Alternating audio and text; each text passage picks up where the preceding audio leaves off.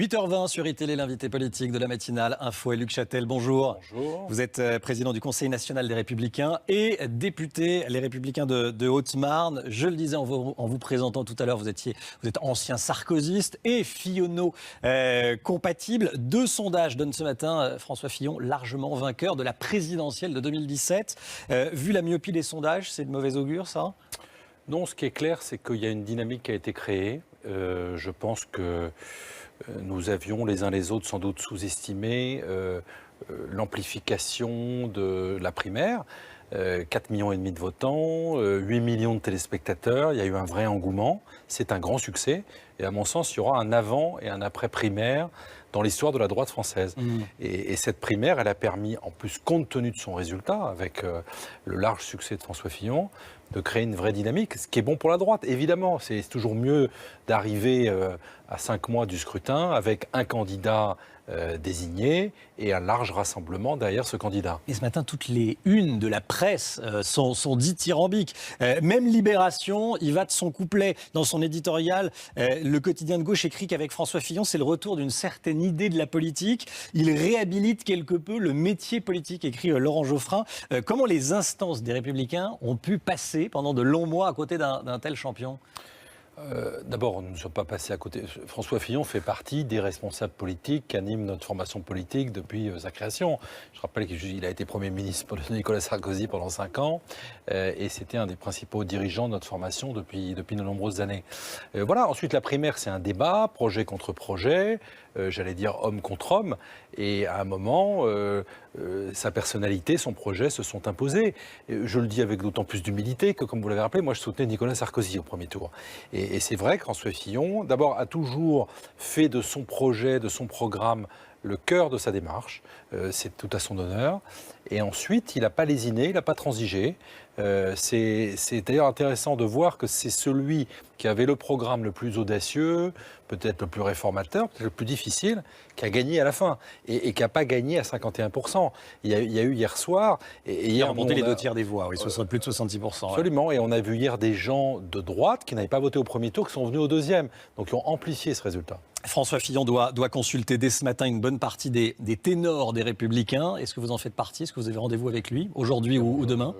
J'imagine que nous allons évoquer les sujets qui nous attendent, parce qu'il y en a un certain nombre. Et vous avez rendez-vous avec François Fillon aujourd'hui ? C'est pas programmé, mais j'imagine que ça va se faire dans les heures qui viennent, puisqu'on a des échéances importantes. Vous savez que nous avons un Conseil national le 14 janvier prochain, c'est-à-dire le Parlement du parti qui doit se réunir. C'est important parce que c'est ce qui représente toutes les sensibilités du parti. Et François Fillon a dit hier soir qu'il voulait rassembler, c'est très important. C'est bien que toutes les sensibilités soient rassemblées à ses côtés. Et Luc Châtel, François Fillon veut rassembler. Il veut également présenter des indications sur ce à quoi pourrait ressembler son prochain gouvernement en cas de victoire. Vous pourriez en faire partie, vous ?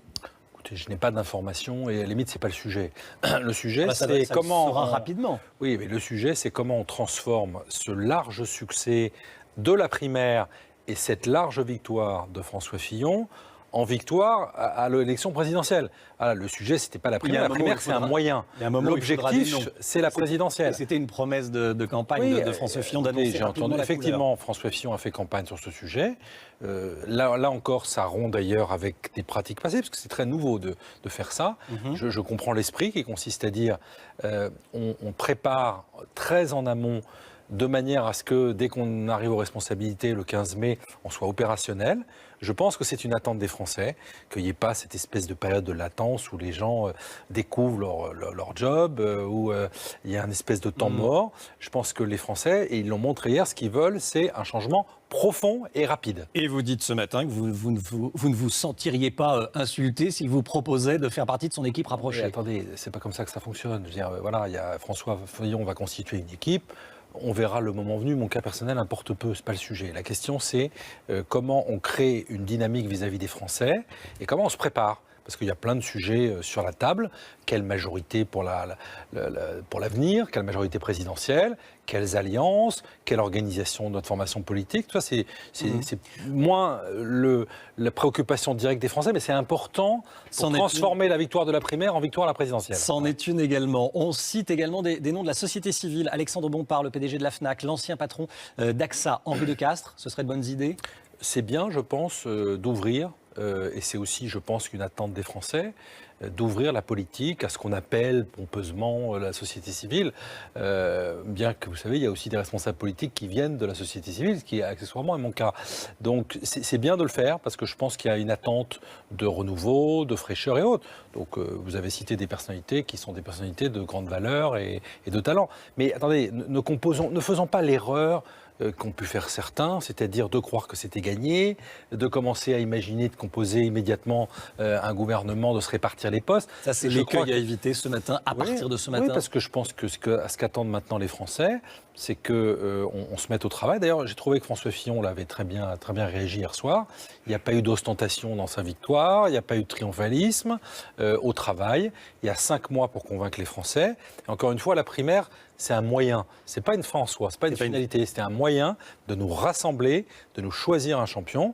Nous avons notre champion, nous allons nous rassembler, maintenant il faut gagner. Et maintenant, il faut gagner. François Bayrou soutenait Alain Juppé. François Bayrou qui écrit que le programme de François Fillon pose de nombreuses questions qui devront trouver réponse. Il pourrait se présenter. Qu'est-ce que vous lui dites ce matin, François Bayrou ? Moi, je dis que d'abord, je trouve un peu curieux de ne pas avoir voulu participer à la primaire, mais d'avoir été au cœur de la primaire. Et puis maintenant que le résultat ne nous plaît pas, d'envisager de se présenter soi-même. Bon courage pour expliquer ça aux Français. Ensuite, je pense qu'on a changé d'époque. Voilà, la primaire, c'est une nouvelle époque pour la droite. On a rattrapé 20 ans de retard avec ce débat démocratique devant les Français. Et tous ceux qui reviendront avec des méthodes à l'ancienne, en imaginant qu'ils ont un petit espace politique avec leur parti microscopique, je pense qu'ils se trompent. Voilà. Donc cette primaire est un nouveau départ, à mon sens, pour la droite et le centre en France. Luc Châtel, une dernière question sur la situation du couple exécutif. François Hollande, Manuel Valls.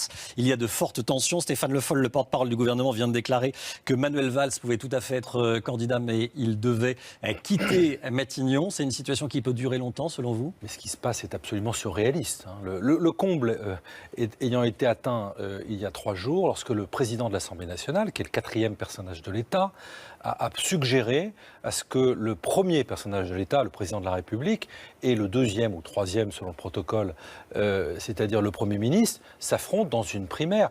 Imaginez l'image de la France à travers le monde. Je rappelle juste que nous sommes en guerre, je rappelle que nous sommes en crise, je rappelle que la France doit tenir son rang sur la scène internationale.